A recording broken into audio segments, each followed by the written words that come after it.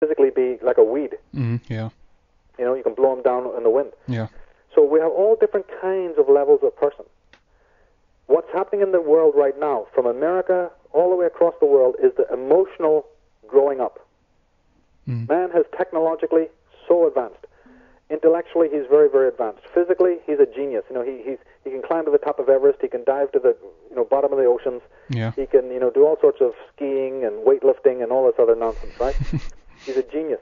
Yeah. He can walk single-handed across Australia, go to the Arctic with a team of dogs. I mean, there's nothing physical that the person cannot do. True. But yeah. emotionally, the human race is utterly primitive. So all that is happening now is coming under the Pluto. Yeah. Pluto, Uranus, these longer moving planets in astrology, these are symbols of the change that is coming in. On a greater level, it's to do more with the Holy Spirit and the age of the spirit of rebellion, but that's a different story, and we've talked about it before. But on a little bit different level is that now the whole human race is having to face the fact that for all these other developments and all this other maturity that it's got, it is not emotionally developed. People like me come in and say, that's because you've been artificially held back by church, religion, state. People can believe that or they can not believe it. It's totally up to them. I believe it's true that human beings would have already been very much more mature emotionally and spiritually if the shamans and the Gnostics, you see, and the Druids had been ruling our societies. And the reason why we would have been more mature is because shamanic people don't allow you to not grow. They kick you in the ass. They make sure that the civilization, you see, is purified, goes through its rituals, and it purges its dark content. That's what a shaman does.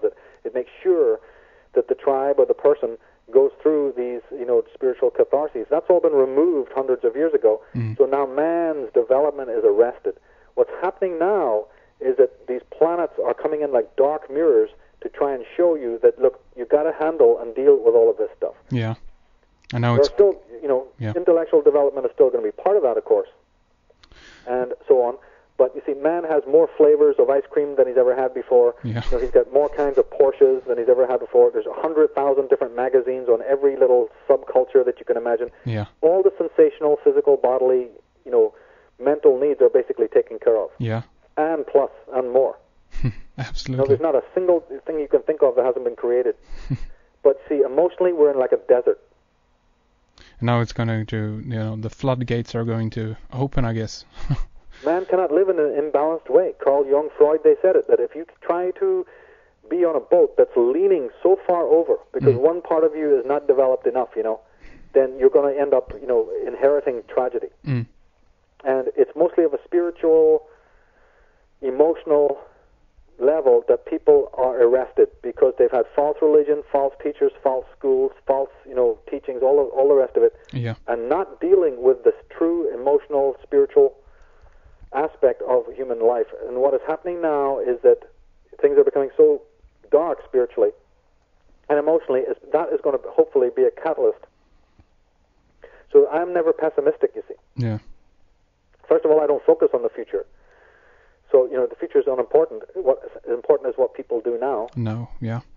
And I do believe that what is happening now, the spirit of rebellion, is an assister. It is a catalyst. It's assisting us to remove those impediments that I was talking about that stand in the way of a man's development. Because it's not just individuals who are to blame about their, lack of emotional and spiritual development. It's because you had a huge weight. Do you remember in the talk that I did in Los Angeles, I said, it's not so much have you been sold a lie? The question is, have I bought a lie? Yeah. Right? Yeah, so it's the same problem, but you just look at it slightly differently. Yeah, absolutely. Taking responsibility that, wait a minute, there's maybe an adversary out there, but I didn't have to buy it. I could have slammed the door in its face. Yeah. How come I welcomed it into my life? Yeah, so there's disease and all my relationships are broken and the life I live is mediocre. We got to start looking and realizing that you're not letting go of anything that's worth 2 cents. Yeah, that's so true. The fear and the anxiety comes around in people because they're thinking that they're going to lose something of value. Yeah. My message is, you ain't got nothing of value to lose. So if the Illuminati wants to take it, give it to it. Let it have it. Because there's nothing you have right now that is of real value except a lie. step out of that mold, you see, into something more real. Yeah. That's what this adversarial force is really trying to teach you. Yeah, it's a lesson. Yeah, and I guess the ego and all this want to hold on to it because that's what defines it. So this is it. The ego is acquisitive and fixated. Yeah. It's arrested. It's regressive. It stays conservative with a thing. It doesn't move. It doesn't progress unless it's trauma. Because remember, the birth of the ego is trauma. So any little birth or any rebirth or any movement forward, only the ego will do it out of trauma, out of flight and fight. Yeah. But there's a better way to be. And of course, because the ego is like that, then society becomes like that. Society only moves forward when there's a panic, when there's emergency, when there's tremendous tribulation. Yeah, yeah. This is the ego working on several different levels. But, the message of the shaman is that, look, wait a minute, you don't have to do it that way. There are other ways in which you can progress that are much more, holistic and sophisticated, and understand that you're in a hierarchy. All you're giving up is your chains.